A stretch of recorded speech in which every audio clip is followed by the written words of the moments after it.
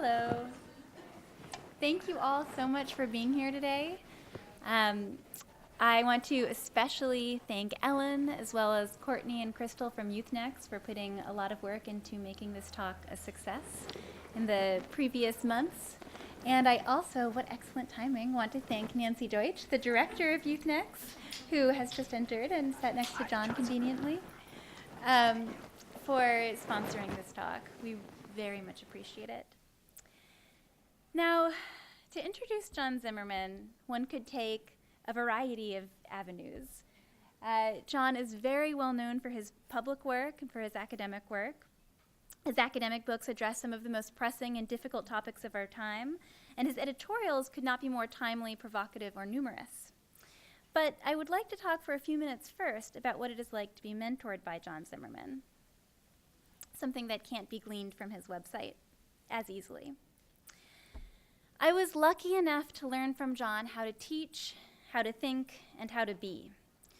Almost every good thing I now do in my class is a result of serving as his teaching assistant beginning in my first semester of graduate school. Because of this, I am cursed with never being able to comfort myself that it is simply impossible to have the riveted attention of 100 undergraduates in a lecture hall and unsettle their most basic assumptions in the first few weeks.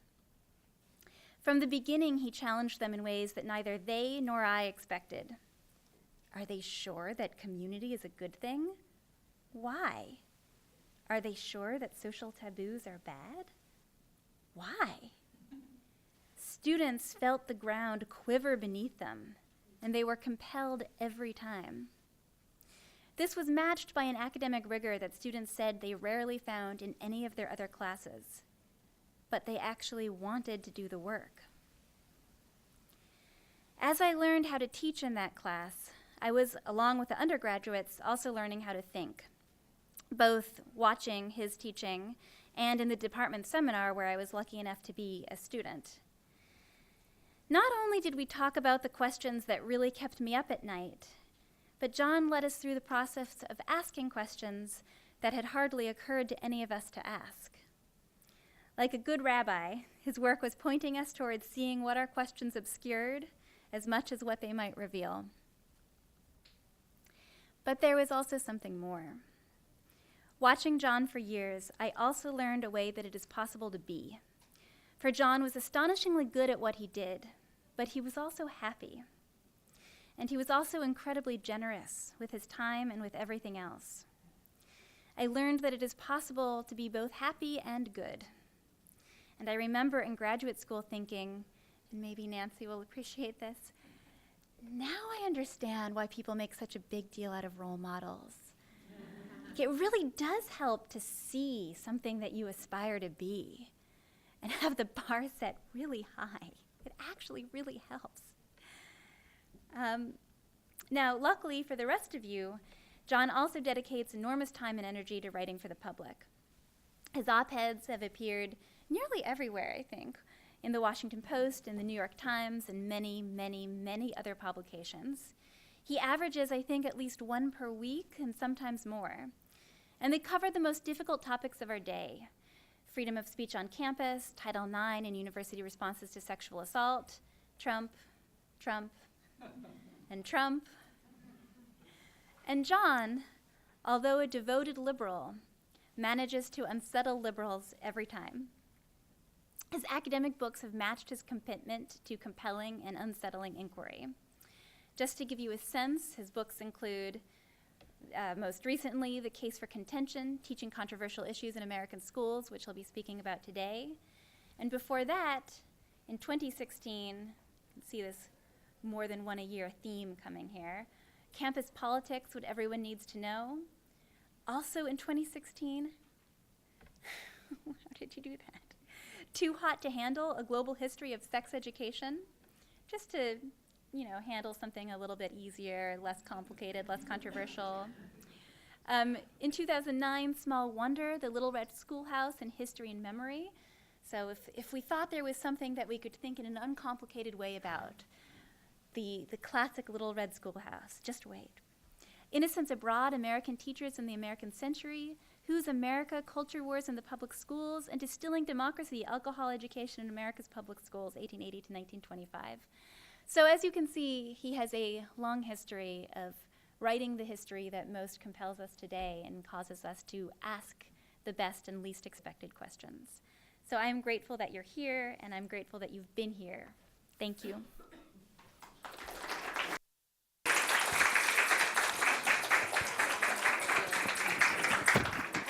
I neglected to announce the next talk, which is John Wise, Personalizing Your Psychotherapy, Personalizing Youth Psychotherapy, on the 13th of October. Oh, wow. Whew. She forgot the part where I cured cancer. and then finding the key to world peace, that was huge when I did that. God, thank you so much for that lovely introduction. And thanks to Curry and to Youth Nex for bringing me down here. And thanks to all of you for coming. You know, Rachel enumerated these books that I've written. And if you actually read one, you may become the first person that's not a blood relative to do so. Although maybe we're related, because Americans often are. We don't really like to talk about that much either.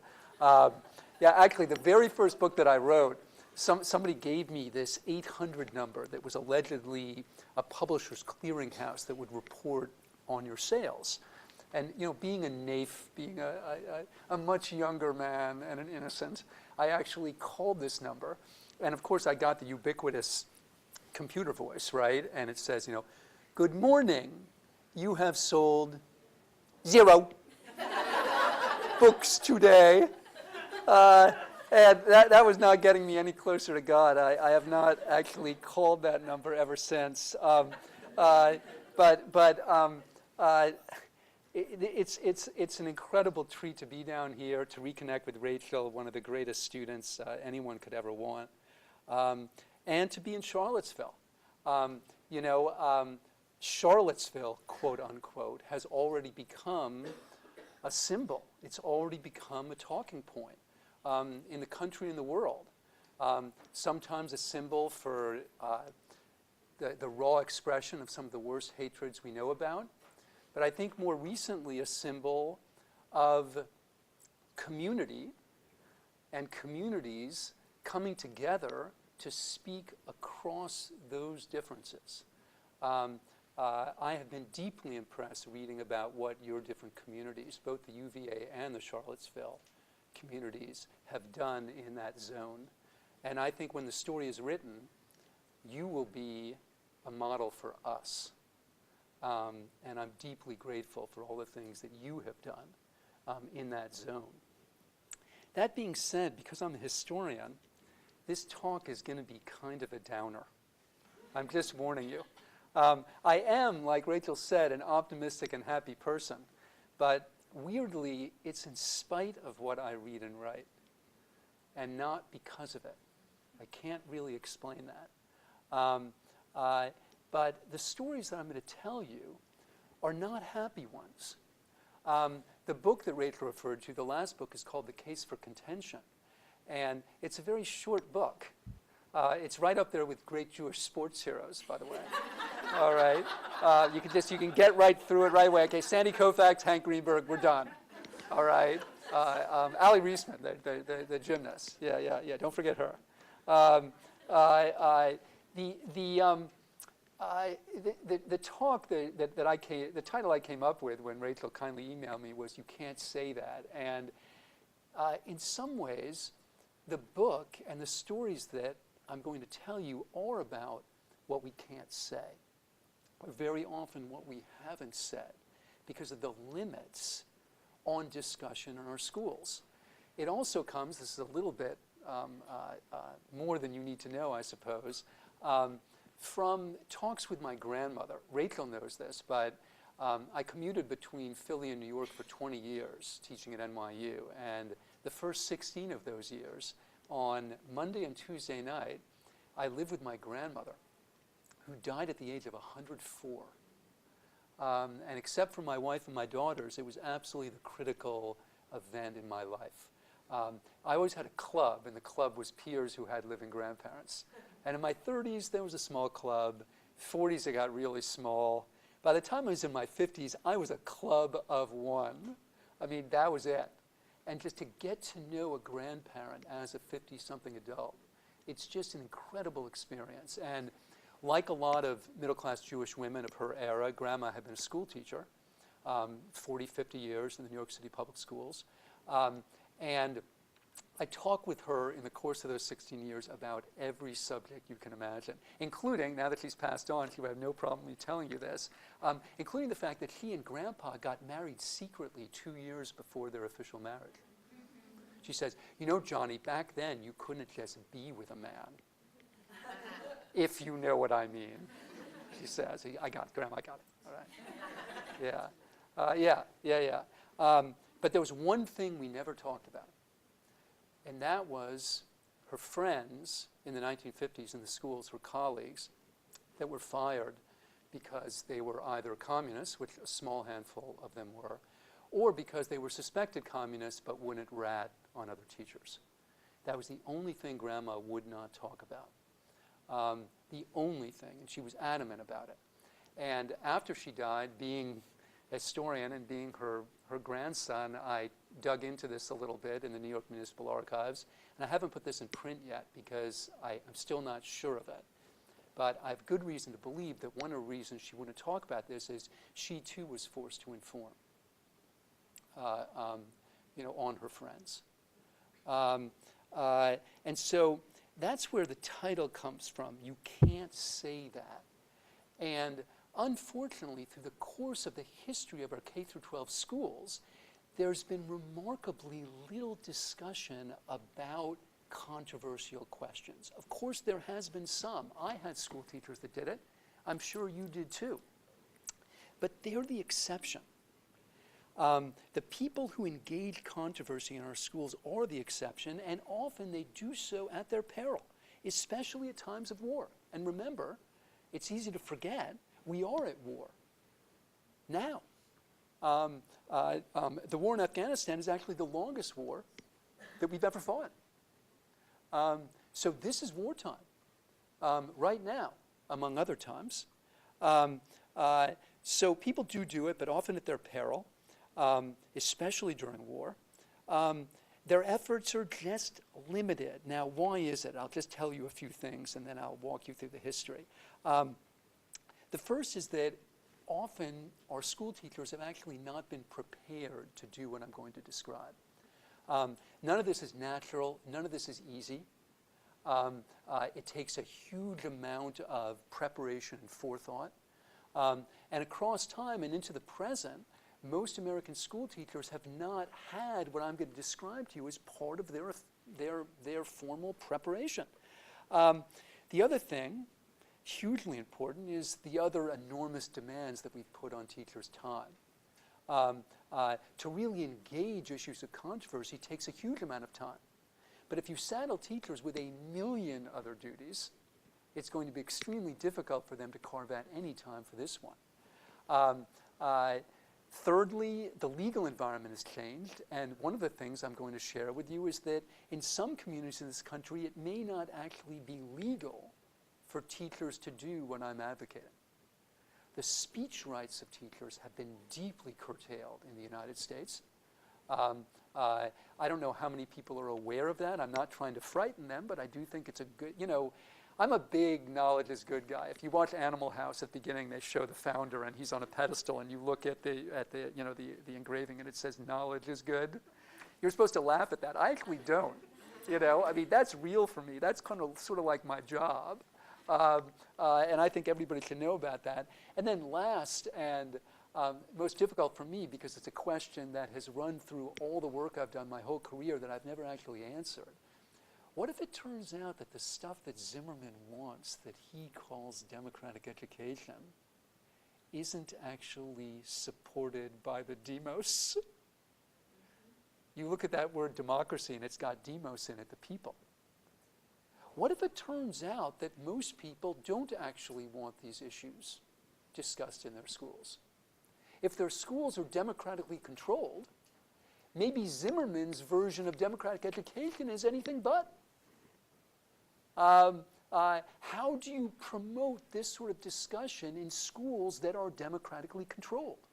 Will our democracy allow democratic education? So those are the questions and those are the themes here. And I'm going to try 20 minutes if I can, because I am way more interested in hearing your voice than mine. But there are a couple things we've got to get out there right away. First of all, the biggest myth about this subject is that American schools were created to promote discussion of political questions. In fact, it's exactly the opposite. Yes, there was controversy over the creation of school systems, for sure. So in that sense, the systems were born in controversy. But the people that made the systems wanted to insulate the classrooms and the instruction from controversy.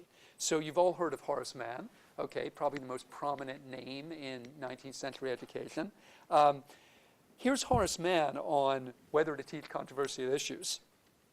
No, listen. If the day ever arrives when the schoolroom shall become a cauldron for the fermentation of all the hot and virulent opinions in politics and religion that now agitate our community, that day the fate of our glorious public school system will be sealed and a speedy ruin will overwhelm it. Yeah, look, this guy is riding circuit, literally. He's riding around what today would be the Northeast and the Midwest of the United States. They called it the West back then, trying to persuade people to ante up. That's what he was doing, trying to persuade people to pay for a more coherent, consistent, wide-ranging, wide-serving school system. He's saying, look, if they find out that we're talking about like temperance or abolitionism in the classroom, forget it. All right? He says, if parents think their children are being indoctrinated into political heresies, they will withdraw their children from the schools and resist all appropriations. All right? The moment the Common Cause is connected to any exciting party questions of the day, that moment I shall never get another cent. So that's it. So it's exactly the opposite of what you're taught. Precisely. Right? These institutions, although in their own right controversial, when they were created, the entire goal was not just to limit controversy, it was to exclude it. All right? Horace Mann at one point says, if a teacher encounters a controversial text, he, meaning she, because that's who the teachers were, should read it, quote, without comment. And those of you who studied the history of education will recognize that term because, of course, that's also what Mann thought we should do with the Bible. Read it without comment, all right? He imagined that we could sort of boil down religion to this kind of lowest common denominator thingy, which happened to be Protestant, which is why Catholics didn't like any of this, all right? But he understood that obviously people, let's just say, disagree in their interpretations of Scripture, as you may have noticed. Okay, so he says, let's just read the Bible, but without comment, all right? No comments of any kind. So if you ever encounter anything that's controversial, just don't say anything more about it. All right? Don't say it's controversial. And look, as best we can tell, teachers abided by these restrictions. They probably didn't sense any restriction at all. Why? Because the majority of them are young women between the ages of 16 and 18, and they're trying to teach 8 different subjects to a classroom of maybe 70 people between the ages of 3 and 20. Yeah, I mean, I've got 2 young adult daughters. They're 24 and 21. Each of them are way older than the average common school teacher during this era. Yeah. And, you know, you're trying to do all that. They're coming up, they're reciting at your desk. They're making all sorts of mayhem. You know, the boy is taking the girl's braid who sits in front of him and putting it in the inkwell on his desk. Which was, you know, a common form of mayhem during the time. So you're not teaching controversial issues. The other one is go to the roof and put bramble in the chimney so you smoke out everyone. Or the other one I love is throw buckshot into the stove. This is like a, you can make an NRA joke out of this, but I won't. I won't because I'm above that. Because that's who I am. All right. And so, you know, there's obviously, you know, your dweeby professors will tell you that there's politics to everything, and of course there was political instruction because anything you do has a politics. And if you've read the McGuffey Reader, or you've seen it, which was the most common book in the United States except the Bible in the 19th century, you'll see political instruction: God, country, and family. Those are the lessons in the McGuffey Reader. That's what's taught. And we don't think people diverge from it very often. There was a guy named Jacob Abbott who was actually a children's book author, a fascinating figure, who wrote briefly about this in the 1850s. And he says, teachers should lead students to accept, not to question, the existing order. They, the teachers, are hired to follow the will of their employer, the community, so they have no right to wander away from that purpose. It's like, you're this 18-year-old girl, we've hired you to teach what we want, and that's what you do. And when teachers do deviate from that thing called the community, they're canned. So across the American South, you may have seen a reference to a journal called DeBow's Review, and DeBow's Review was really the journal of white supremacy is what it was. I mean, it was the journal of the planter class.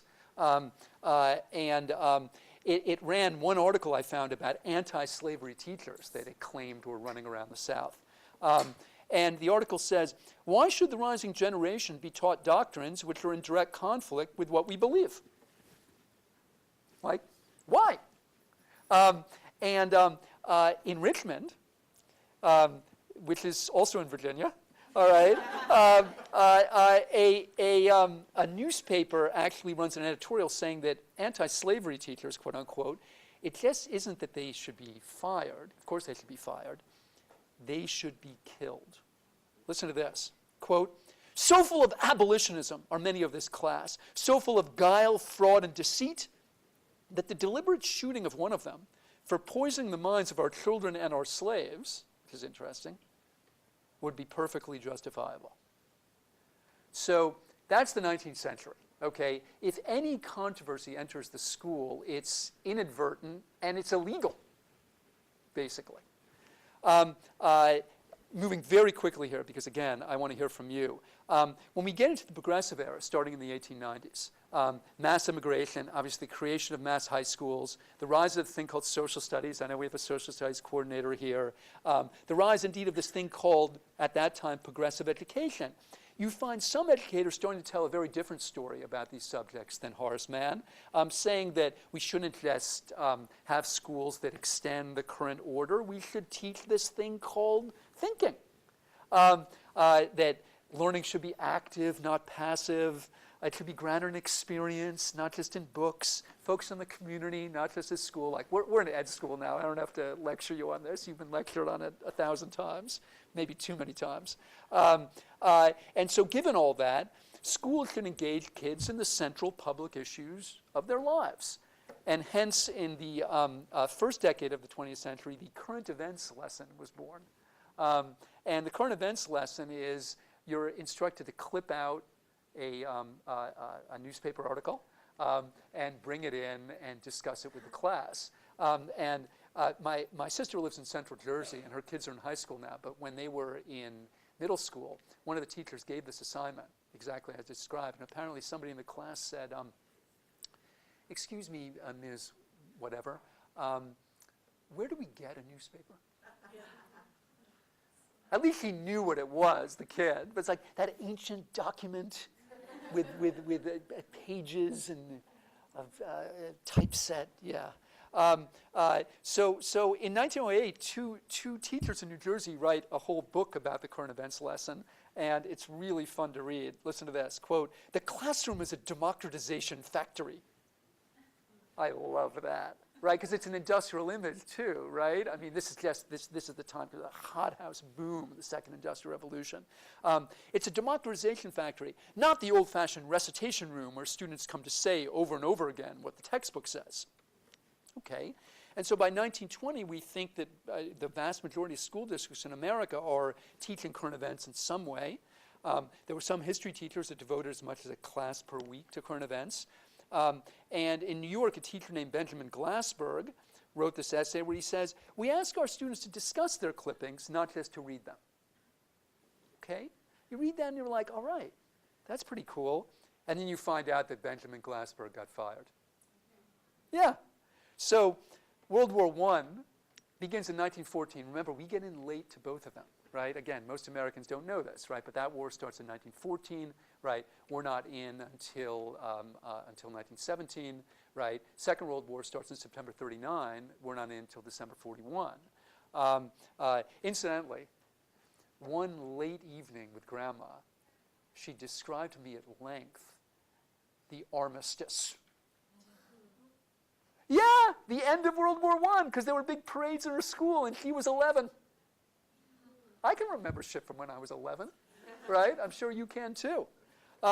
So Benjamin Glassberg, in 1917, he is fired because during a current events lesson, this is after the United States entered the war, he said that he believed that the United States was suppressing, quote, true reports about the Bolsheviks, who, quote, are not as bad as most people think. And you know, I'm sure you've read that, you know, the Bolshevik Revolution happened concurrently with World War I, essentially, right? And once World War begins, you know, then the Bolsheviks get Russia out of the war. Oh, and by the way, very briefly, we invaded them. All right, this is kind of an important thing to know. After the Bolshevik Revolution, so he says it's about the Bolsheviks, but then he says something worse. He says, quote, "Being a public school teacher, I'm not allowed to tell the truth to my pupils." And that's the great incest taboo. There it is. You can't say that there's shit that you can't say. That's the worst thing of all. And that's ultimately what gets him canned. As best we can tell, this discussion lasted 5 minutes.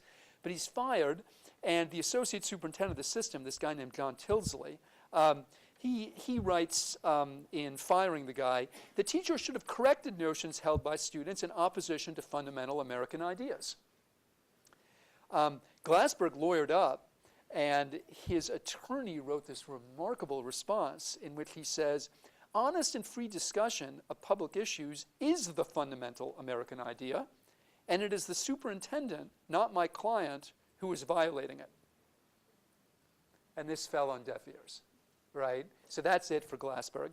Then there's a second New York City teacher, also in 1917, who's fired for a classic progressive education assignment. Write a letter to the president. Right?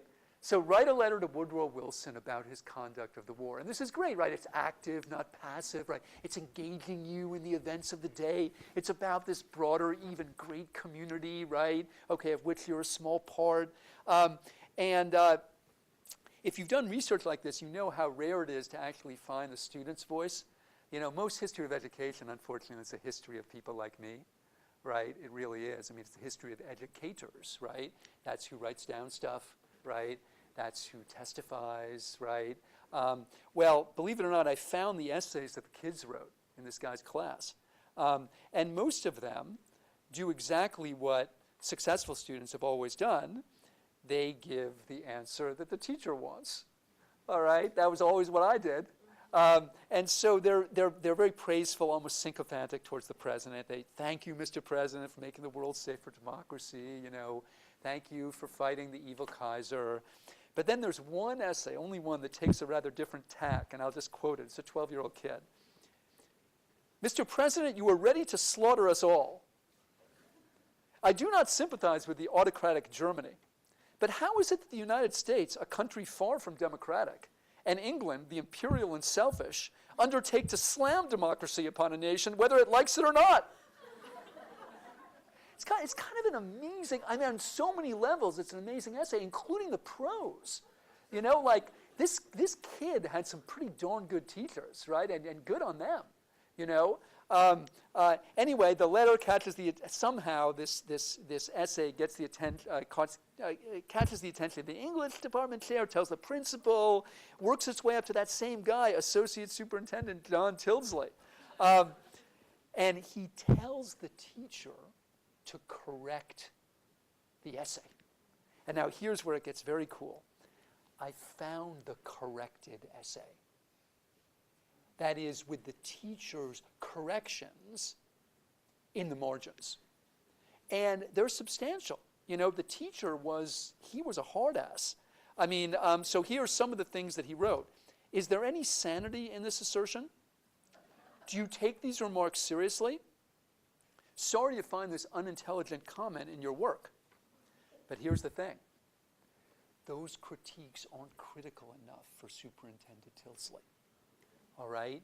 His critique is that the teacher shouldn't just be impugning the kid's prose or logic or evidence. The teacher should be impugning the kid's patriotism. Right? Tilsley writes, the teacher should simply have written that this letter to the president shows a wrong attitude on the part of the boy, that it is seditious and immoral. It's like, what's all this carping stuff in the margins about logic and evidence? Blah, blah, blah. All right? It's seditious and immoral. And then he writes the only thing I actually agree with. He says, there are some assignments in the world that aren't proper for a classroom in a public school, and this is one of them. I don't agree with that part, but here's the part I agree with. This assignment gives the opportunity for unpatriotic sentiments. Damn straight. It does, if you take it seriously. Of course it does. I mean, about that, he was right. But by the end of 1917, they start passing laws in states like New York that just say teachers will be fired for, quote, this was the New York law, treasonable or seditious words. Then we start with the loyalty requirements, and by the 30s, 20 or 30 states have those.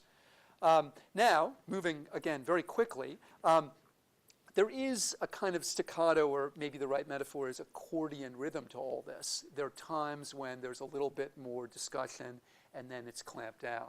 So, during the progressive era, you get a little bit more discussion. Then with World War I, during the 1930s, the interwar period, it opens up just a little bit. There's a little bit more discussion. One of the things as an American historian I often find amusing is how many of my lefty colleagues love the 30s. Just, of course, everyone was starving, right? But it was cool. There was a Popular Front, and there was all this expression of, dissent, and that's all true, okay? And some of it got into the schools. So if you read the work of Robert and Helen Lind, who wrote these amazing books about which I have a total fetish, called Middletown, one in the 20s and one in the 30s. Robert and Helen Lind, they're sociologists from Columbia, and they go to Muncie, Indiana, and they try to write books about what they called American culture. You can never get away with this now, and with some good reasons, because Muncie's not America, right? And of course they were talking about a certain white Midwestern culture, and there was this interesting dimension of how, they're kind of going over to flyover country, even though you couldn't fly, and say, oh, look at the natives, and kind of their, their interesting mores, But the books are utterly fascinating, and when they go back in the 1930s, this was one called Middletown in Transition, they interview teachers, and one of them says, I'm having a new problem nowadays. My pupils insist on raising questions. I just love that. They're like, I'm having this problem. Okay, can you help me with my problem? And then the end of the quote is great. I have an uneasy, furtive sense about it all. And that's really important too, because I think it's so easy when you tell these stories, right? And you try to describe these rhythms to exaggerate the rhythms, right? Is there a little bit more leeway for discussion during the Great Depression? Of course there is, right? But only a little. Ergo, the uneasy, furtive sense. Some teachers definitely raised hard questions. So I got into some memoirs of kids that had gone to public school during this era. One of their econ teachers begins the course with a set of true-false statements, including, here's one of them, any man who wanted a job can get one. Now remember, this is a time of 25% national unemployment, but in some ways that understates things, because in what today we would call the Rust Belt, and back then was the Steel Belt, I mean, Toledo had 60% adult unemployment, Akron had 80% adult unemployment. I mean, it's just unbelievable, So any man who wanted a job can get one. Most of the kids say that's true. And then in the memoir, the student says, our teacher gave us a verbal trouncing. The blast at my corner grocery store axiom stung me bitter. It was a masterful stroke of good pedagogy to blast me out of my all too convenient belief. And yet, was the teacher trying to challenge that belief? Or was the teacher trying to change it? Okay? Those are different, friends. Those are different. All right? But at moments like this, then and now, it's really easy to collapse them, you know. I found all sorts of examples of this in the 1930s where you have left-leaning teachers who are clearly trying to indoctrinate their students, into being in favor of the New Deal, into being in favor of different kinds of government relief, different kinds of government regulation of the economy. The most amazing example I found of this was a demonstration lesson at the Teachers Union in New York, which is this left-leaning, at different times, communist-leaning teachers union. And demonstration lessons are cool because they bring in a bunch of kids like from a school, and then somebody gets up there to sort of show you how it's done, right? And the person that gets up does this lesson about Andrew Jackson, linking him to FDR. They're both tribunes of the common man, they both want to fight oligarchy, in the case of Jackson, obviously the bank; in the case of FDR, the kind of what he called the economic royalists, the fat cats, and so on. And one teacher in the audience, in my view, a rather brave teacher, objects and says the lesson is biased towards Democrats with a capital D, right? And the guy doing the lesson, it was a guy, says, well, of course. He says, we want students to reach a certain point of view. If you use democratic processes, then the students themselves can be trusted to reach the democratic point of view and to embrace Franklin Roosevelt. And this, Rachel and my other former students will recognize as a perfect embodiment of Zimmerman's fallacy. You know Zimmerman's fallacy, right? It's very famous. I can't believe, you must have forgotten it. All right, here's Zimmerman's fallacy. If everybody engaged in critical thinking, if everybody deliberated and debated, informed by evidence, free from cant and propaganda, they'd agree with me. It's deeply cynical, actually, and undemocratic, because democracy is a faith. It's a faith that people of equal reason, equal goodwill, can reason to different conclusions. When the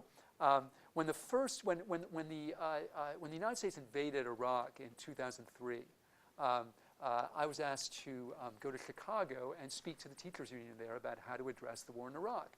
And even though you've known me for 15 minutes, you can already predict what I said. I just said, look, I can't tell you what to do. I can tell you two things you shouldn't do, though.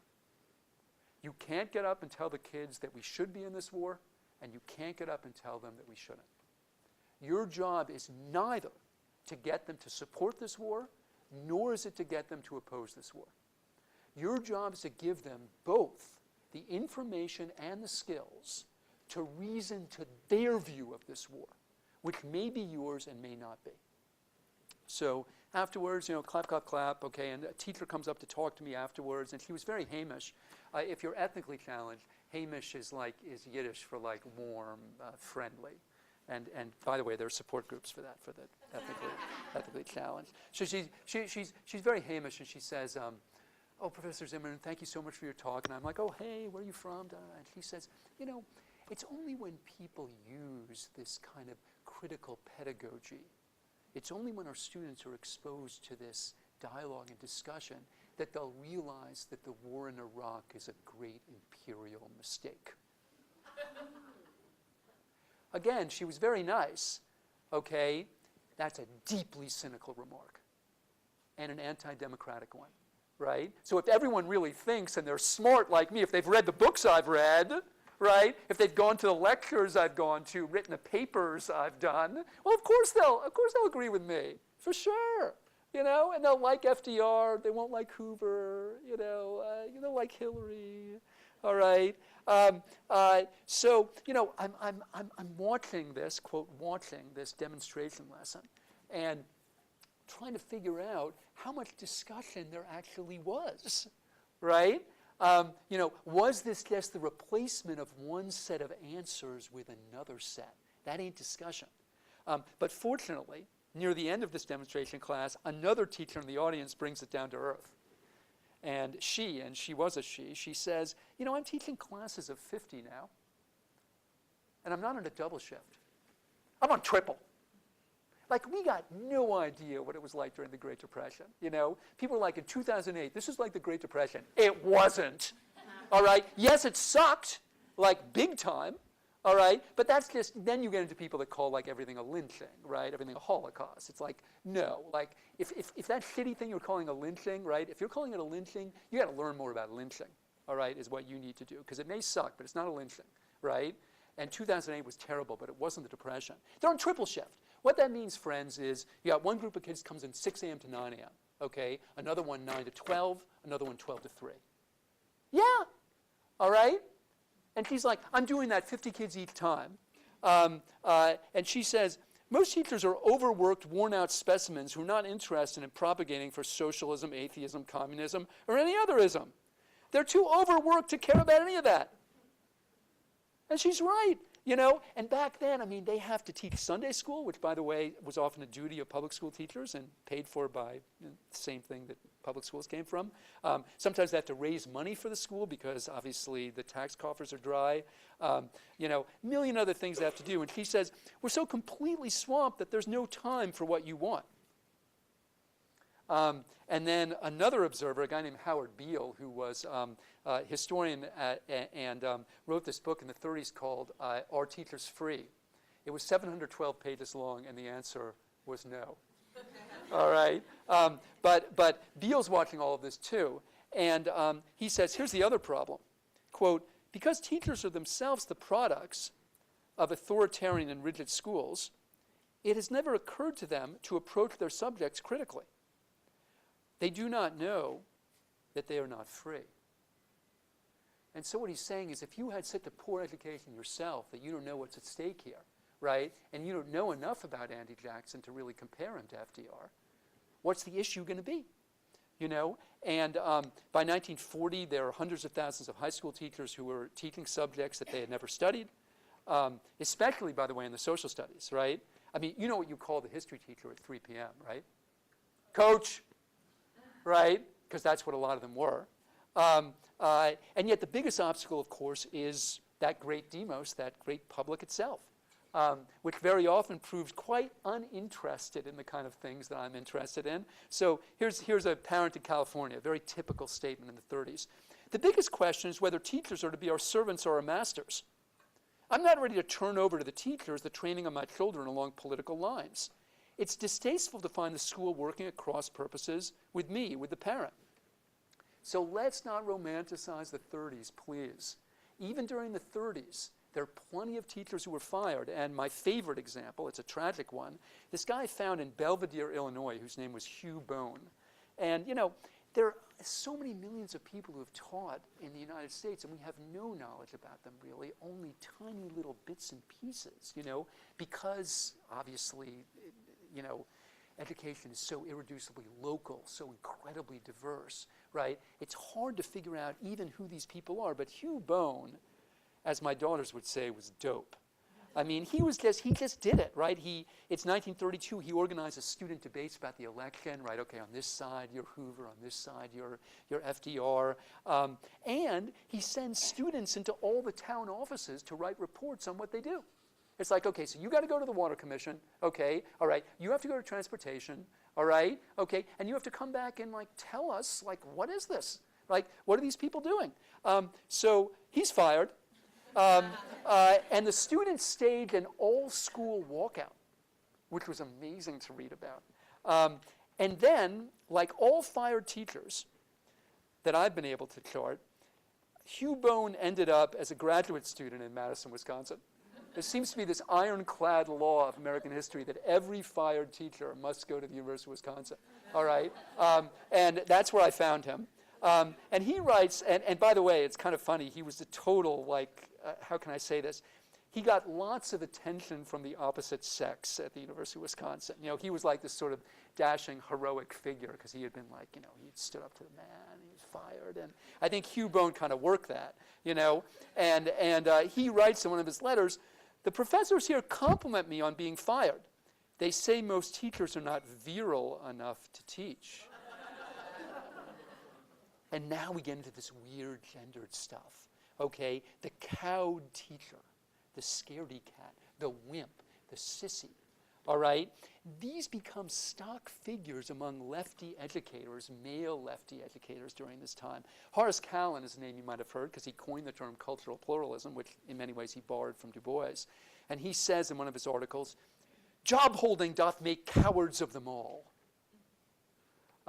And this guy in Iowa, a social studies professor, he says, "Teachers of controversial issues need not be sissies.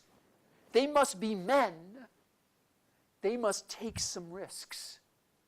Well, easy for you to say, dude. Please understand that's not what I'm saying.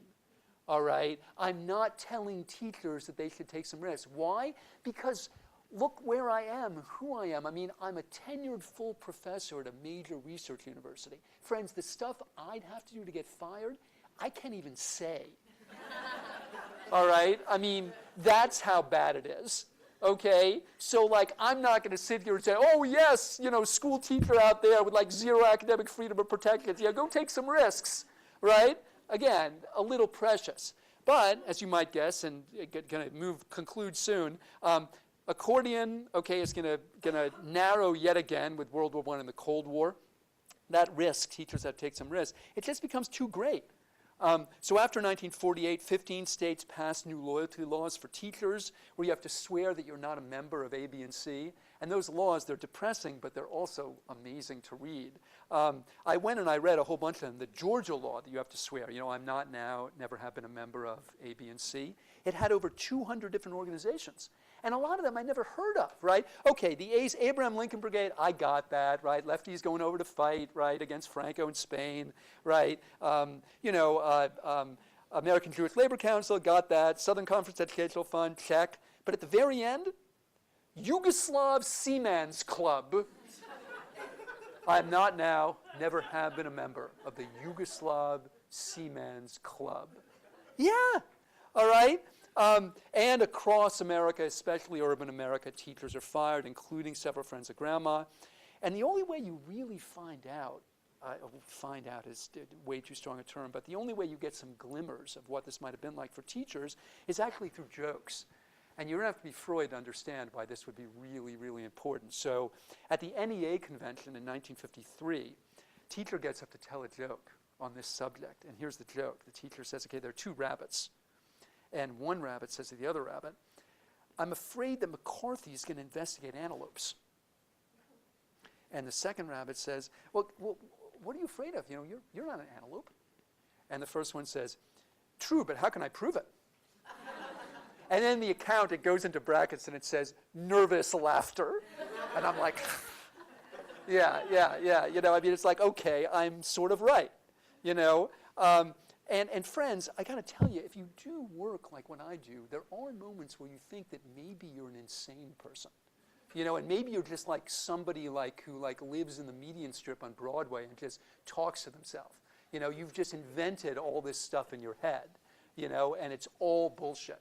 You know, it's just something you made up. But then I find a Washington Post editorial, 1950, and it says, quote, school teachers are like the Sphinx. They avoid controversy. And I'm like, whew, thank God. I mean, not thank God that they avoid controversy. Thank God I'm not a crazy person, right? Okay, because you're picking up all these patterns. It's like you're looking at a rug and you're seeing these patterns. You're like, are these just in my mind? Like, does anybody else see this? Well, they did. The other thing, I mean, just a few other things about the Cold War. You got to know there's no American Revolution. Didn't happen. War of Independence. War of Independence. Revolution. Revolution is what the other team does. Remember those people called the Bolsheviks? Right? We didn't have a revolution. War of Independence. There was a school teacher that's reprimanded in this country in 1955 for telling her class that the Soviet Union had a larger landmass than any other country on earth. There was only one problem with this statement. It's true. It was true. Yeah, that's right. Well, moving very quickly ahead, what you're going to see is in 1957, the Soviets launched this thing called Sputnik. It had an enormous effect on American education. And one of the things that it did is it actually, for the first time, forced schools to directly address this thing called communism, this thing called the Soviet Union that they really danced away from before that time. This is also the era of the big polio outbreaks and scares. And somebody writes, if the public health were threatened by an epidemic, by polio, would not the children be instructed in the proper method of combating polio? We inoculate our children against typhoid and polio. We should also equip them in the face of an epidemic that will cripple their minds as well as enslave their bodies. So the American Bar Association creates a committee called Instruction on Communism and its Content with Liberty Under Law. And the chairman of the committee is a lawyer in Richmond, Virginia, named Lewis Powell. And of course, Lewis Powell would later join the Supreme Court and author the Bakke decision.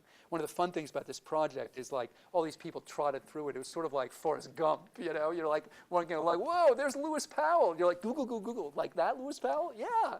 All right. States start passing these laws. You have to teach about communism. The laws are also some great reading. Here's a Florida law.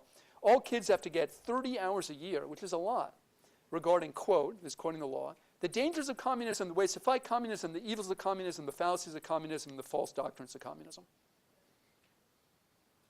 That's it, right?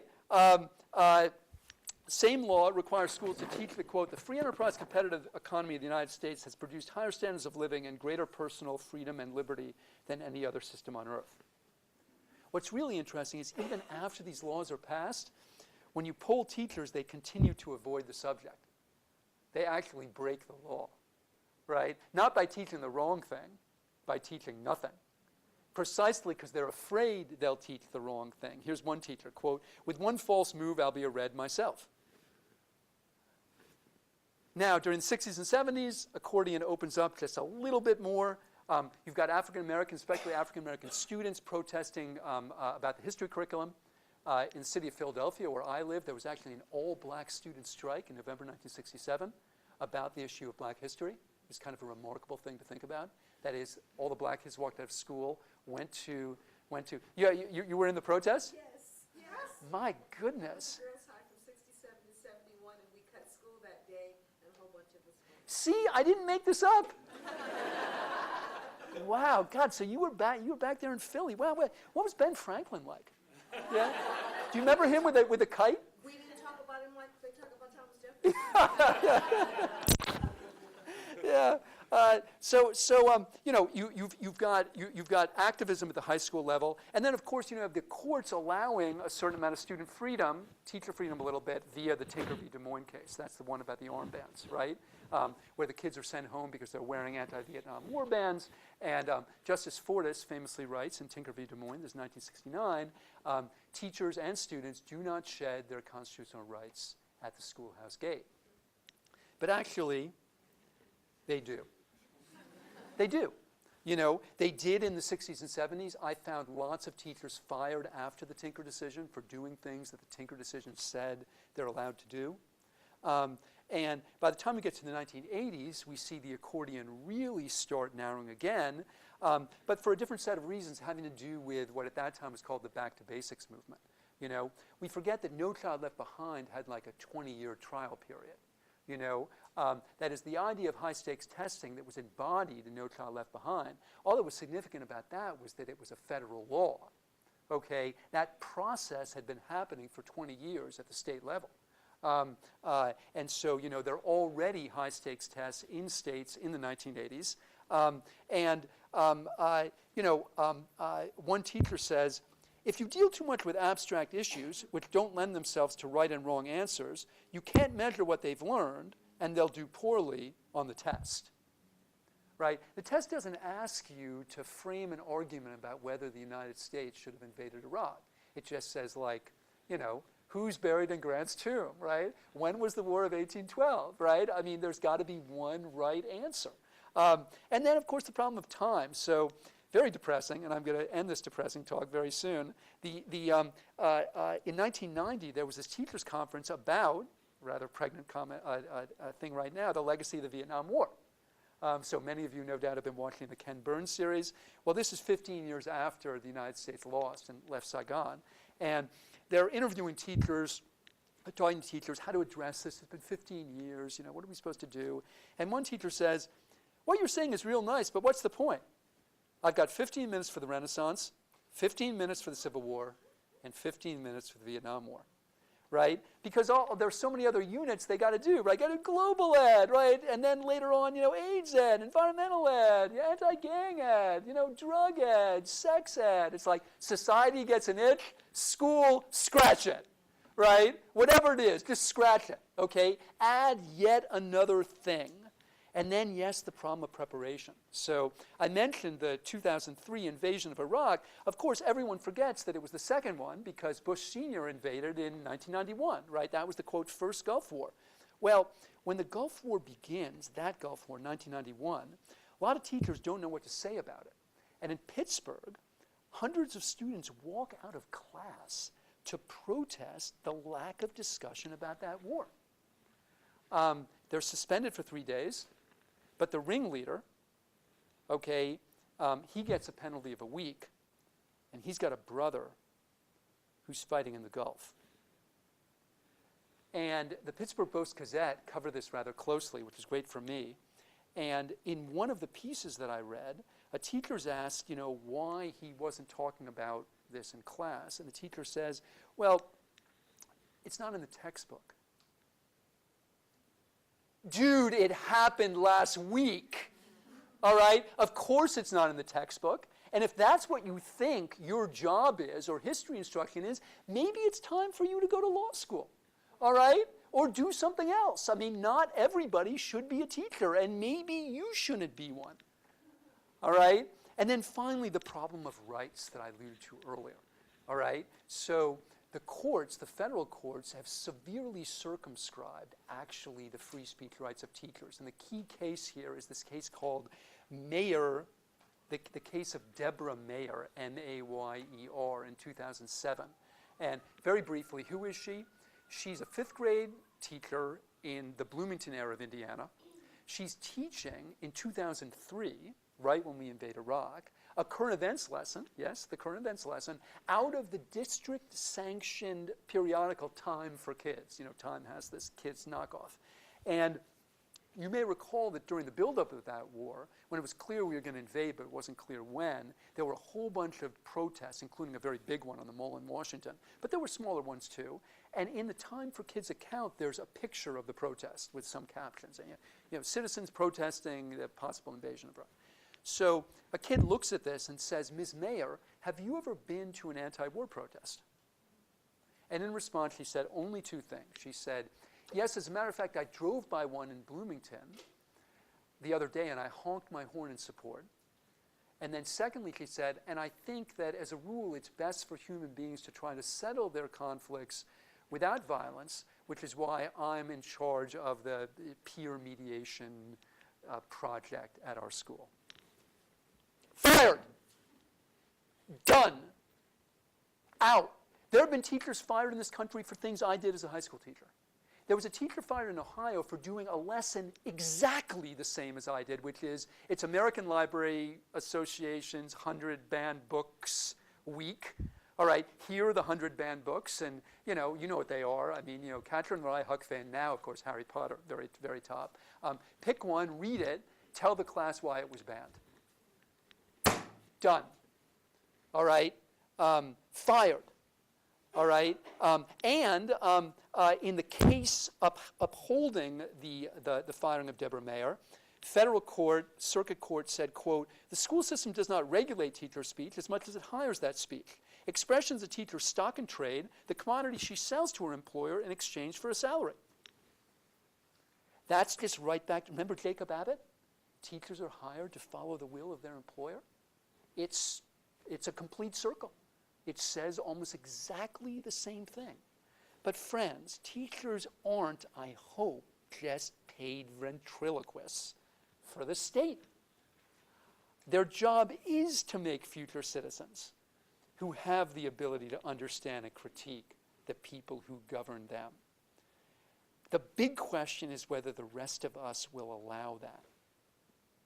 And at a time when teachers' professional status in some ways has never been more tenuous, and at a time when the country in some ways has never been more polarized, I think you've got to be pretty sanguine about any of that happening. I wish I could end on a more positive note. I can't. I'm sorry I didn't discuss this question with Grandma, but I think there are good historical reasons why we didn't. And yet, history isn't destiny. I do think that we can open up our classrooms to this sort of discussion, again, if we, as a democracy, decide to. But that's the huge if. Look, last point. On 9/11, I get out of the subway at about 8:59.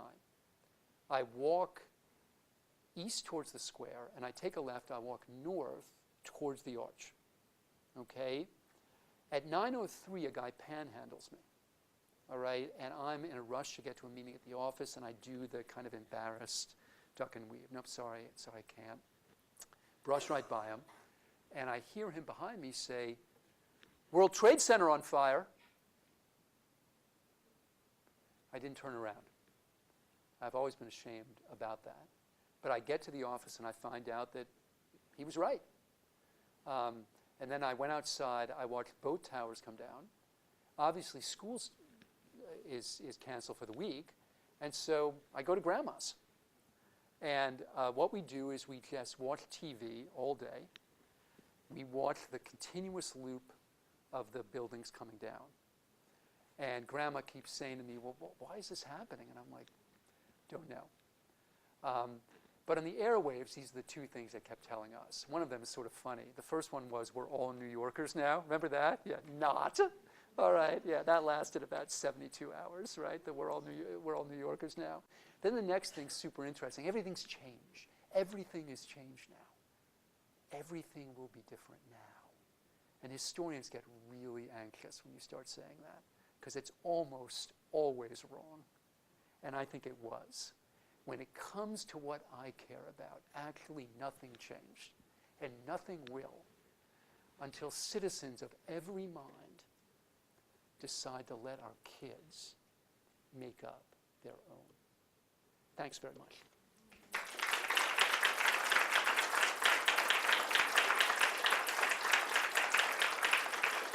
Thank you. I talked too long. Please, questions. This is the good part. Yeah, Rachel. So, thank you so much. Thank you. I'm going to just channel that superintendent for a moment who wanted the teacher to give more substantive feedback on the questioning of President Wilson. And don't we also want the teacher to do the same thing in a position in which we're most afraid that racism, anti-Semitism, anti-Muslim sentiment is going to creep into the mainstream of our society? Is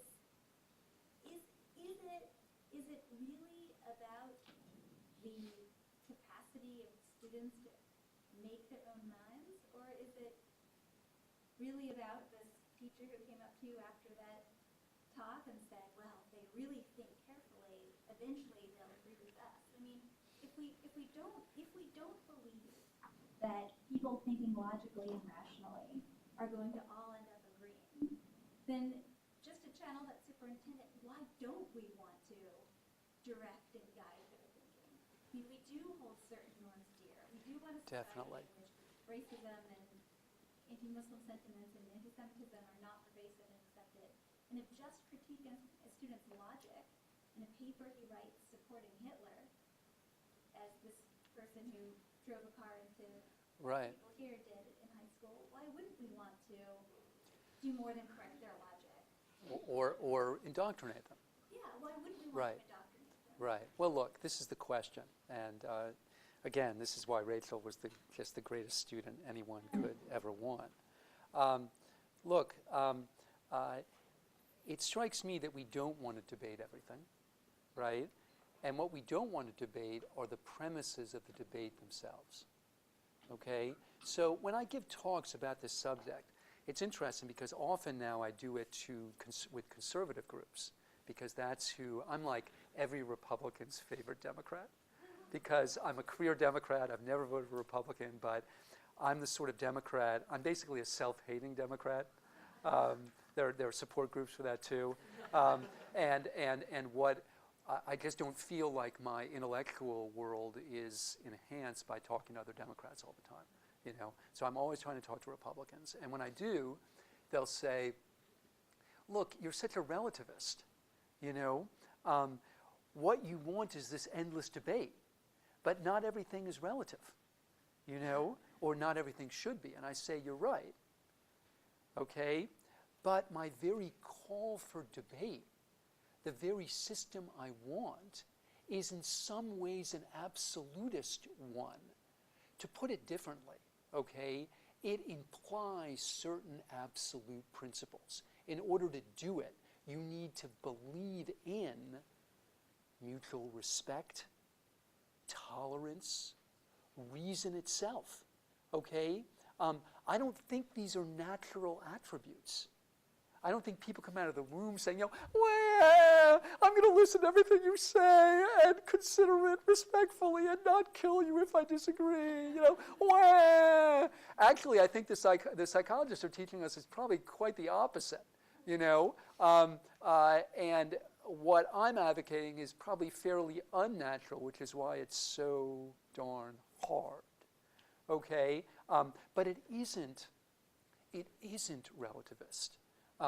On the principles that I just mentioned, I am an absolutist.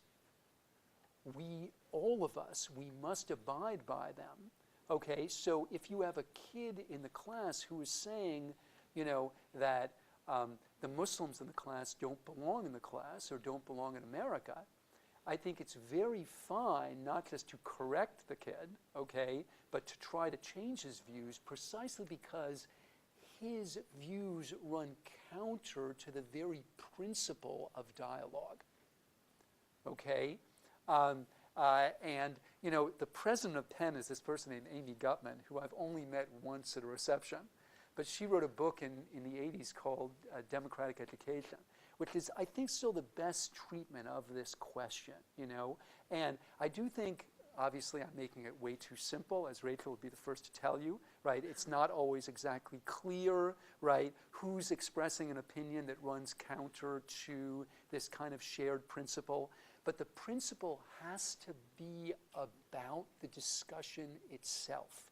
I don't want to have a debate about whether different races are endowed with the same natural capacities. First of all, because I don't think there actually is such a debate. I think that's a pseudo-debate in the same way I wouldn't want to debate, not that they're the same, but similarly, I wouldn't want to debate about whether people have warmed the earth, whether human behavior has warmed the earth. You know, in our book, and this kind of cuts to Rachel's question too, and I'm sorry I'm rambling, but there's so many parts to it. We try to figure out what a controversy is. I co-authored it with a philosopher, and for the first time I actually found out what philosophers do. Before this time I had no idea. And what they do is spend 50 pages answering the question, what is a controversy? And it was super useful for me, because to me a controversy, yeah, you got a bunch of people arguing. You know, it's very controversial, you know, and they're kind of pissed off at each other. It's a controversy. And they're like, no. Okay, what's a controversy that schools should be addressing? And here's what we came up with, okay? Here are the two features of what a legitimate controversy is, okay? First of all, the most informed people have to disagree about it. So, there's plenty of disagreement about what to do about man-made climate change, a huge amount of disagreement. Is that a controversy? You bet, right? Should we be in the Paris, climate accord? That's a controversy. Are human beings, or has human behavior warmed the earth? This is not a controversy, all right? The second feature is people, that is a whole bunch of people other than university professors, have to care about it. So in any literature department, you're going to have two people arguing about, like, the right interpretation of Paradise Lost, okay? I mean, that is a controversy to them, but pretty much nobody else gives a shit. All right? So the two features are the most informed people have to disagree about it, and secondly, somebody else has to care. So, you know, I don't think we should debate with a racist or a Holocaust denier. And the biggest reason isn't that what they're saying is hateful, although it is. All right? The biggest reason is that there actually isn't a debate about it. There's no debate about whether the Holocaust happened. All right? There is a debate about why it happened. There is a debate about what we should do about it retrospectively. Those are big-time debates. Okay? Right? But was there a systematic and organized and, alas, highly successful effort, okay, to eliminate Jews, gays, and gypsies? There's no controversy about that. Now, you've seen the Deborah Lipstadt movie, right? I mean, you say there. I mean, I think it does a really good job. This is the movie. It's called Denial, all right? And Deborah Lipstadt, I've met a few times, and she has a good sense of humor. She's not quite as good-looking as the person who plays her. I'm just saying that, all right? Okay, but there's a great moment where she's testifying, and she's saying, you know what? The Holocaust really did happen. And the ice caps really are melting. You know, they are. We're not going to debate that. All right? We'll debate what to do about it, because that's the debate. Other questions? Yeah. Not everyone at once. Yeah. So your name again, sir? John. So a lot of times in education, when we see that teachers are not teaching something to their students that we want them to, it's because the teachers don't have the skills in that area themselves. So my area is writing, and so when teachers aren't doing something in writing instructions, it's because teachers aren't comfortable writing themselves. Mm-hmm. So how do you think about teachers just in not even like lacking the courage to have these conversations, but even the ability to have them themselves? I mean, look, that was Howard Beale's question in the 1930s, you know, and I think it's a really, really difficult one. And again, we've got to be careful because there are 3 million teachers, right? And obviously they vary enormously in every way we can imagine, right? But you know, if you went to high school and college, and you were taught by people who didn't engage you in these controversial matters, why would we ever expect that you would have either the will or the ability to engage somebody else in them? You know, I mean, I think it's kind of a fantasy to imagine that it would be otherwise, you know, alas. All right? And, you know, I mean, let's face it, there's so much that happens in every classroom, including college classrooms, that's so utterly antithetical to everything I've described here. You know, I think what John is telling us, what he's reminding us, is that just like most parents parent like they were parented, for good or ill, most teachers teach like they were taught. You know, that's what your example is. You know, I mean, I think the harder question, the even harder one, is what if you're socialized in a family or in a culture that doesn't put a premium on that kind of discussion, right? You know, what do we do then? You know,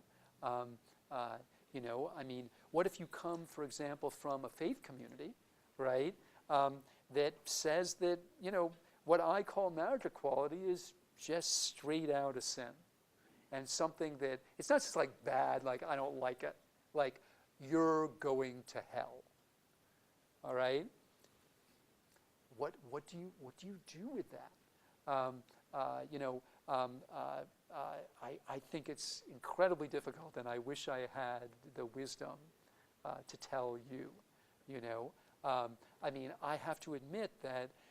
And this is, again, just a, how can I say this, a New York Times and CNN fed impression, but I've been astonished at the grace and the charity and the wisdom that so many people in this town have shown in the face of challenges, and specifically in the face of racist and anti-democratic sentiment, you know.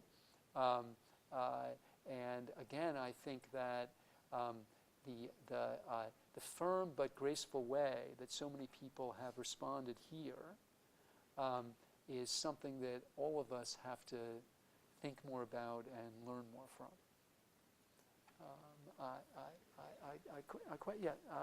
Sorry, Nancy, right, yeah. So I'm going to actually, I want to build on what Rachel asked. So I had a very similar thought going through my head. And so it seemed like at the beginning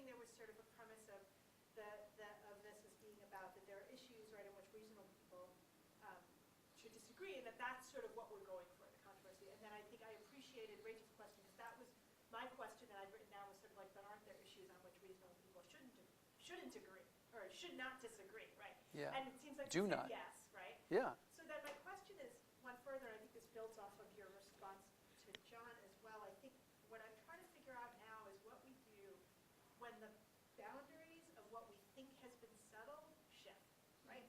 So if you had asked me on, June 1st, 2017, have we settled the question about whether you can be a Nazi and an American, right, and a patriot? I would have said yes, that's a settled question, and the answer is no, and on that our whole country disagrees. That does not now seem to be the case. All right? I mean, See, I don't know. I mean, in some ways, Nancy, that, right, right? right. That's resonant coming from our president. And so my question is, how do you engage in something where there are people who say this actually is still up for debate, and that the feeding of facts of untruths, right, of lies, is feeding that. And I guess that's where I'm struggling. Right. Well, look, we all are. And look, I mean, part of this is an empirical question, right? I mean, how many Americans exactly think that, think that Nazism is a legitimate political philosophy? I mean, I would like to know that. I mean, one way of thinking about the events here is we were reminded just how stigmatized Nazism is by the vast majority, again, not enough in my view, but the overwhelming majority of American citizens of every race. It is true, and I was as shocked as anybody to see the public display of this sentiment in the way it was displayed. That was shocking to me, and upsetting and appalling. But again, is it true that what fraction of Americans think Nazism is cool? I think the answer is very small. So I agree with that, but I think Yeah. what's been concerning to me is that there's been boundary creep, right? So it might be that it's still vastly unacceptable to say, hey, I'm pro-Nazi, right? Right. But it seems to now that the boundary of what we are willing to equate with Nazism, right? What we're willing to say, oh no, but the other side is just as bad. Or Yes. And that's where I feel Yes. like it's concerning, that somehow the bounds of what we found acceptable on one side is getting closer to what we find unacceptable.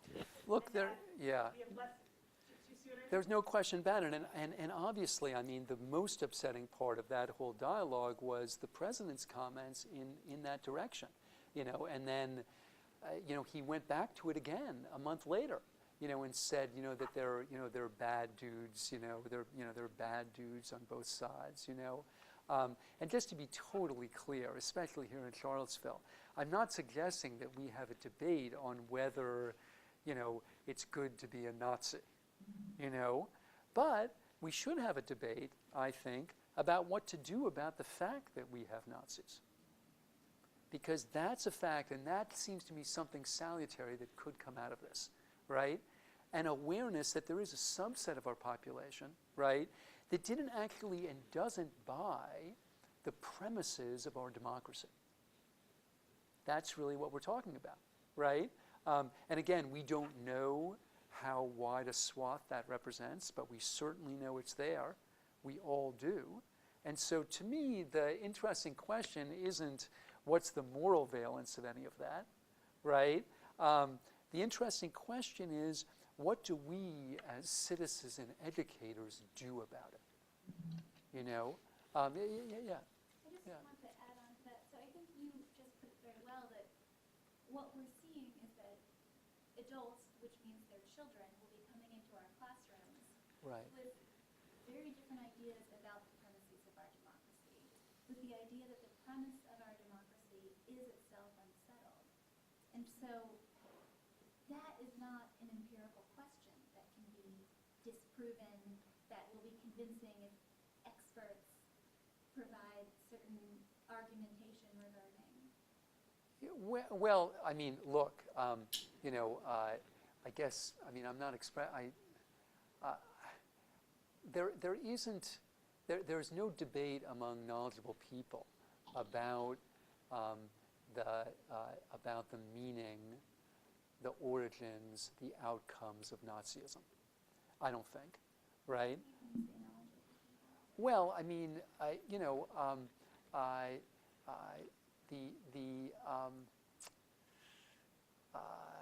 well, yeah, this is really hard. I mean, I think that, we don't have a debate in this country now about whether African Americans should be allowed to patronize the same coffee shops as white Americans, okay?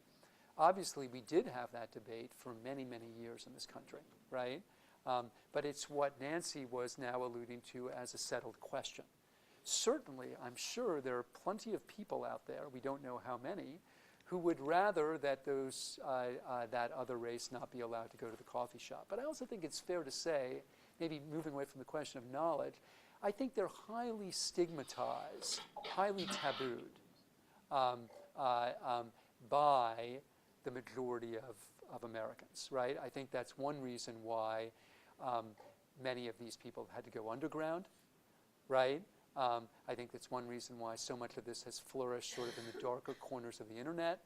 And because I'm an op-ed writer and because I have a Jewish last name, I get it every week.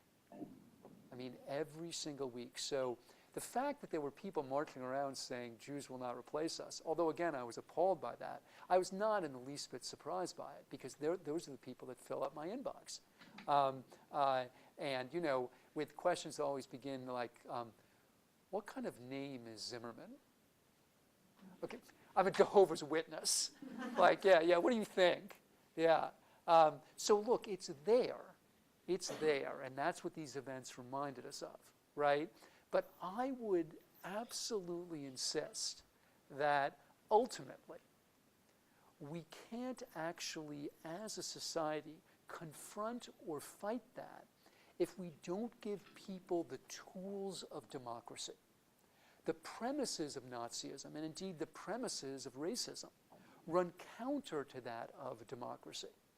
They do, okay, run counter to the premises of deliberation, reason, and tolerance. But those principles have to be practiced in order to be understood. And so, the best response to me is not, oh, and kids, Nazis are really bad, all right? Because, of course, at some level, they already know that, right? It's to try to inculcate the practices of democracy to which those challenges are perpendicular. Yes, sir, your name? So we can agree that Nazism is a small group, and so let's Yeah. talk about, I was thinking about creationism. Yeah, good. And early on, I thought you were advocating that teachers need to be neutral, and then I thought, well, does that mean that we teach creationism? If we don't teach creationism, is it because it's not controversial? But who's informed? Who's the informed audience in that? See, I'm sorry, your name, sir? Dewey Cornwell. Dewey, in the way we're defining controversy in our book, it's not. We understand that there are millions of people who don't actually believe the premises of evolution, right? And they believe that the earth and everything on it was made in 6 days, okay? That's absolutely their right. I would never contest that, okay? But the most knowledgeable people about human origins don't debate that question. They really don't. The most knowledgeable people about human origin are religious leaders. Right. I mean, and We're making a judgment about who are the informed. absolutely. Right, without a question, right? And look, we've got to do that because, science provides a shared language for answering that question, right? For defining knowledge and for answering who has the most of it. You don't have It's to not. convince me of that. Yes. But Yeah. I think there are millions of people who are not convinced by that. Oh, and I don't think it's my place to convince them. They can believe what they would like, you know.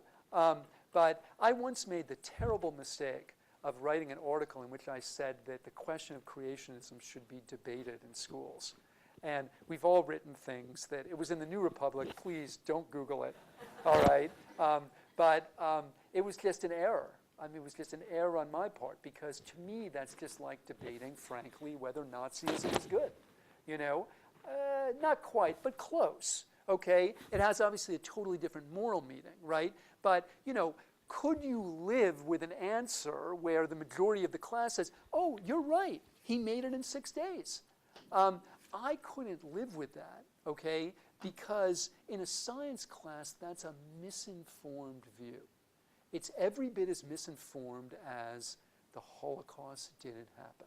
It really is, you know? And people are free to believe it in the same way that they're free to believe that the Holocaust didn't happen. But my job as an educator is to expose them to the best knowledge that we have. And then they can do with it what they'd like. I'm not here to stamp out creationism, far from it. But I do think it's my duty as an educator to tell students. I mean, if you're a biology teacher, why shouldn't you want to stamp out creationism? I mean, it contradicts what the textbooks tell us about the origin of the world.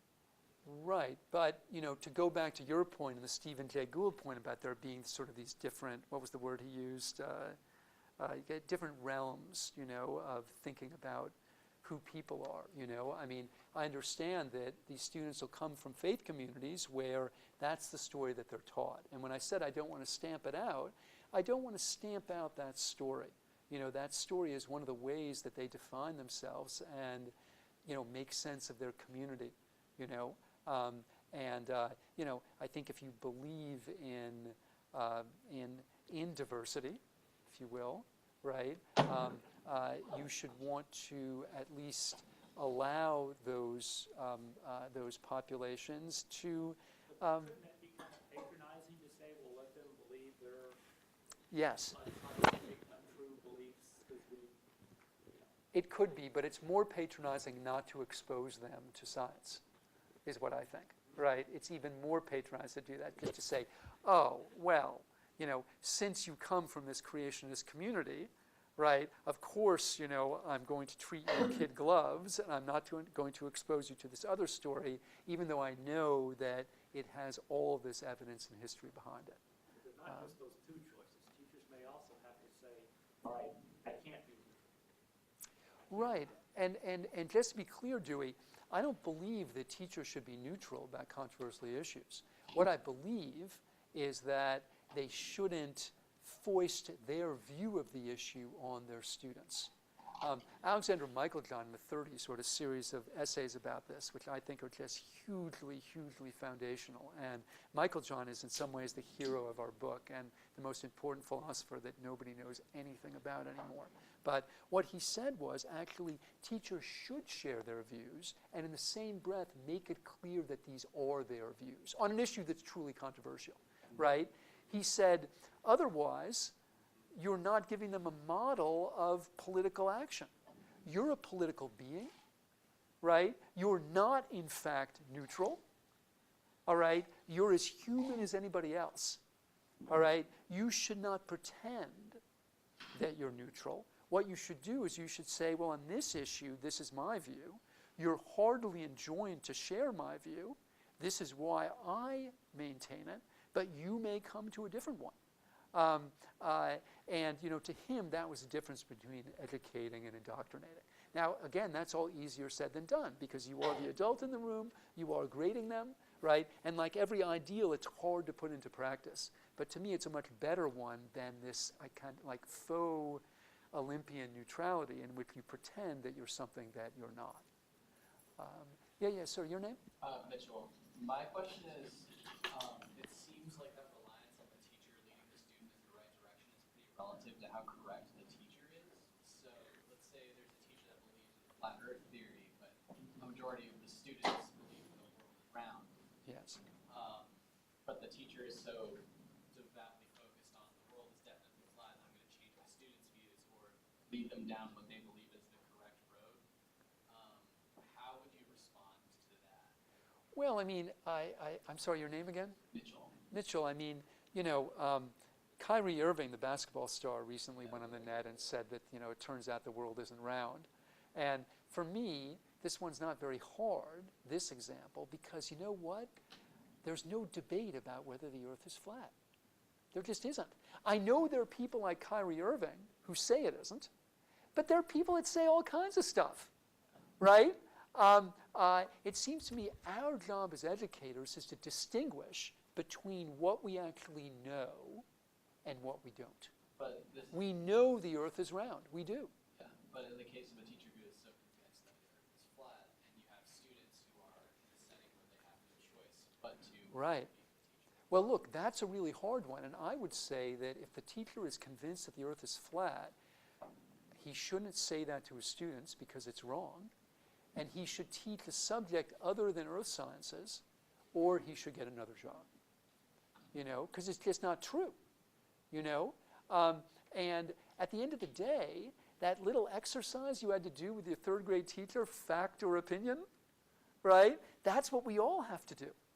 Right? We've got to make that distinction, right? There is no debate about whether the earth is round, just like there's no debate about whether human beings are warming it. There are enormous debates about how to care for the earth now and what to do in light of these facts. But unless we can create some sort of consensus on those facts, we actually can't have the debate that we need. You had your hand up. Yeah, your name? Sorry, your name? Mimi. Mimi. So the country has been white supremacist since its foundation and has been perpetrating white supremacy from the start. And the democracy of the U.S. has perpetrated racism in different iterations from the start, continuing to this day. So how? Those are two different statements.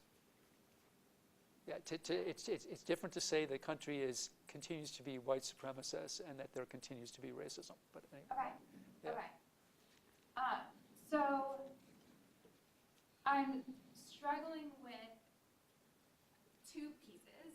One, can we say that there is work other than democratic dialogue that will be needed to address the current urgent that I perceive, and I think in Charlottesville we are perceiving as an urgent threat of white supremacist Nazi fascism on the rise right now, that we're going to need more than dialogue, or things outside of that. And two, we are not living in a social context in which the terms of any dialogue can hold up to the ideals you're describing, because we are still living in all of these systems that are threatening people's lives based on who they are or what they say. So we don't have a free, consensual, safe dialogue. okay, so how do we get one? How do we acknowledge, how do we just acknowledge that if you're advocating for having dialogue in schools, how can you acknowledge that even the context in which dialogues take place right now, it's not going to be a free and equitable dialogue? Well, nothing's ever free and equitable, is it? I mean, look, Mimi, what you're saying is absolutely correct, right? And that's precisely the challenge, right? We can't turn away from these ideals because other people have. Don't you get it? Right? I mean, look, we're never going to get there. Ever, ever, ever. I mean, my father-in-law was a thoracic surgeon, okay? What he did was he operated on people's hearts. And he could tell you that if you go into an operating theater, no matter how much you have scrubbed it down, you're going to find dangerous bugs in there. In fact, lethal bugs. You will. But nobody extrapolates from that to say that we should do open heart surgery in a sewer. All right? We're never going to get there. You're right. We live in a society that's highly unequal, that's inflected by race and racism in a million different historic and contemporary ways. All right? Okay? We are never going to have a place where all of us can speak equally and openly.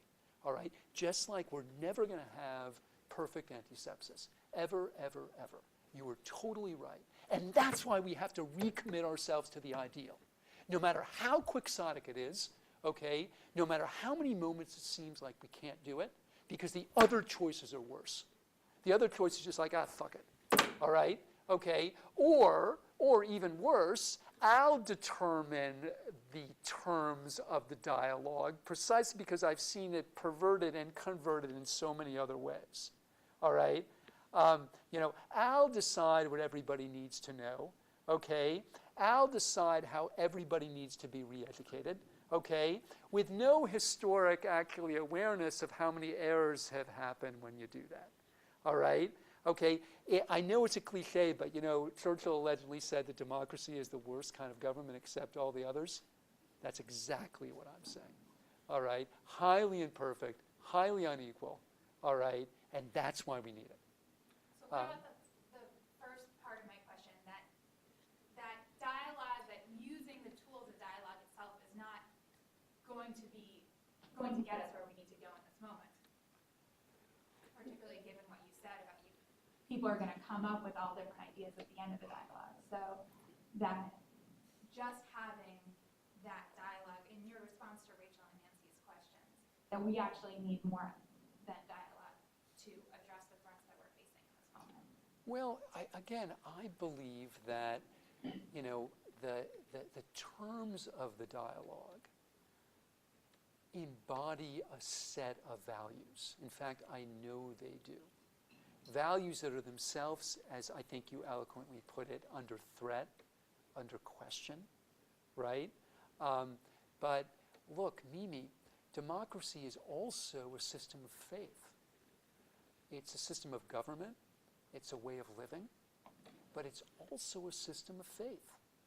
And I understand, especially here, especially now, right, why we might start questioning some of the terms of that debate, right? But I'm suggesting to you that this is the moment where we have to hold on to them ever more strongly, okay? We have to believe, all right, that if we teach people how to use their minds, how to sift through fact and opinion, how to recognize propaganda and distinguish it from knowledge, how to disagree in civil ways.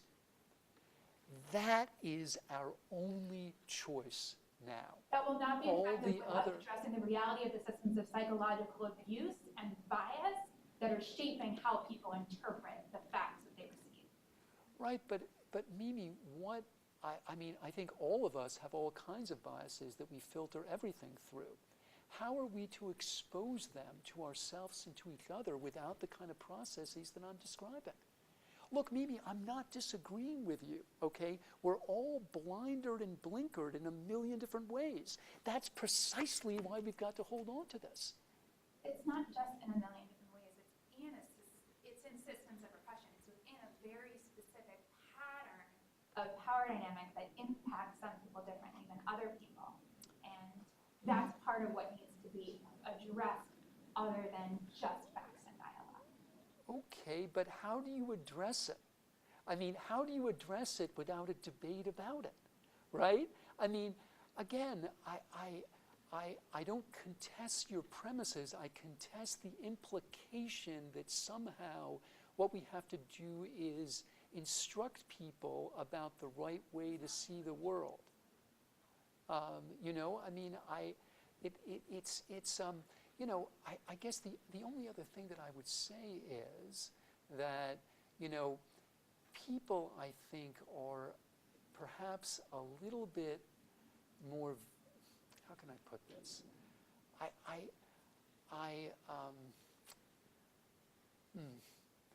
This is really hard, but even the idea that, that this is a, quote, white supremacist country, I would strongly urge a debate about that premise, okay?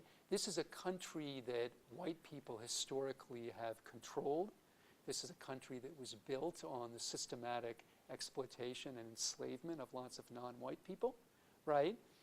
I think that all of that is, again, unarguable. right?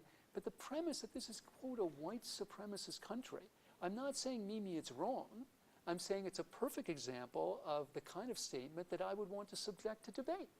You know, a white supremacist country where the last president wasn't white, where the last sector of education wasn't white, where 30% of Hispanic people voted for Donald Trump, where 8% of African American people voted for Donald Trump. You know, you could make a case to me that this is a white supremacist country that I may agree with or may not, but I guess I would have a very hard time as an educator with beginning with that as a premise rather than as a hypothesis. Yes. Teresa Grimes, I'm social studies ed here at Curry. So much of the discussion that we've had is relating to ourselves because, you know, Parker Palmer, like you said, we teach who we are. But because I specifically work with people who are wanting to teach elementary and middle school kids, these ideas and concepts are not separate or isolated anymore. And even though the curriculum may say you only deal with these subjects from 7 through 12, clearly elementary school children are coming into classrooms every day because of what they hear at home, what they see on social media, and are in many ways much more charged about these things with the lack of information and so on that you said. So what suggestions would you give to me as I talk to my pre-service teachers this afternoon when we're talking about dealing with controversy in that realm as it relates to children? Because quite frankly, some of them are absolutely horrified and just fear having to go into schools and deal with these issues with little children, even if they can unpack it themselves. Which I totally get, and I hope everybody caught my remark earlier. I'm not like here to tell teachers to take more risks, or, you know, they have a much harder job than I do, you know. And I was also a high school and middle school teacher, and so I remember, you know. And I guess my dad taught me that the first thing to do is to try to affect the things you can control, you know. So he said, don't worry when you're on an airplane because there's nothing you can do, you know.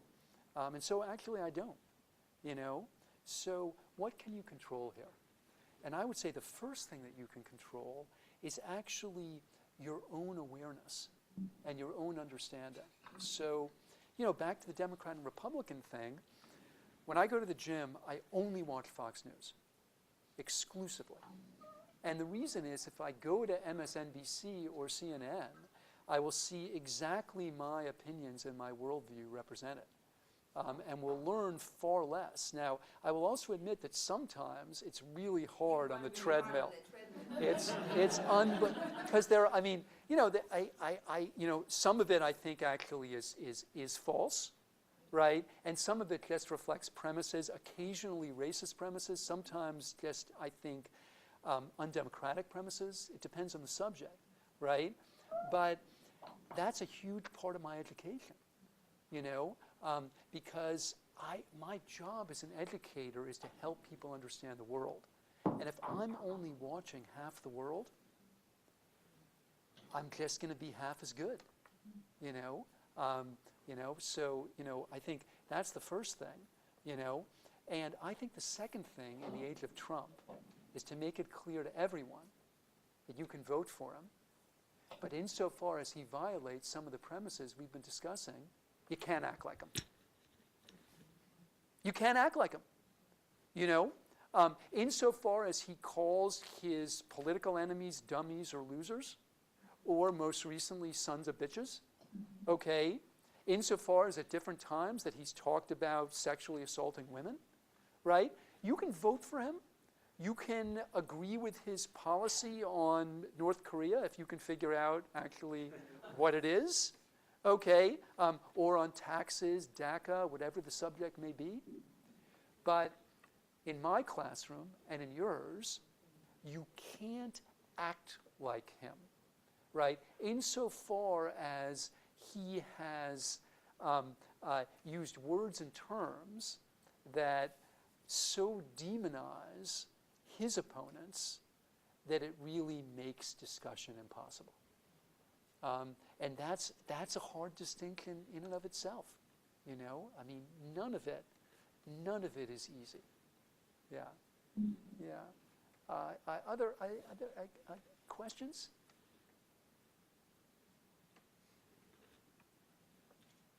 Yeah, John? Something that you sort of mentioned during the talk.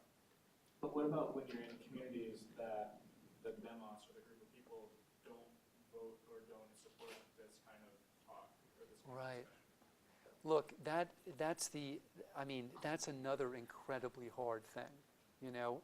And again, you know, I don't want to stand here and say that teachers can just go ahead and do it anyway and put their careers on the line, you know? I think for that, you know, the most important thing is all of us as citizens trying to make a case for dialogue itself, right? And to be honest, and I'll just be most direct now, you can't make that case if you're using Trump-like language to describe your opponents. You can't, right? So if you believe in marriage equality, like I do, I would plead with you not to call people who disagree with you homophobes. Are some of them at some level homophobes? Probably. But actually, you don't know that. I mean, generally, you don't know them at all. You know? And so, you know, if what we want is a democracy where we can actually talk about these questions, I think the first job is to get our own houses in order, you know, and scrutinize our own language and behavior, and ask ourselves, to what degree have we fallen into the vortex ourselves? To me, friends, that's the most dangerous part of this moment. And I say this as an absolute partisan in my loathing of the current president. What I loathe about him more than anything is the way he characterizes his opponents. His opponents in everything, you know? And the biggest danger of all, the biggest danger is that the rest of us, including people that loathe him, will imitate him. And I think that's what we have to guard against. Yeah. Thank you very much. Yeah.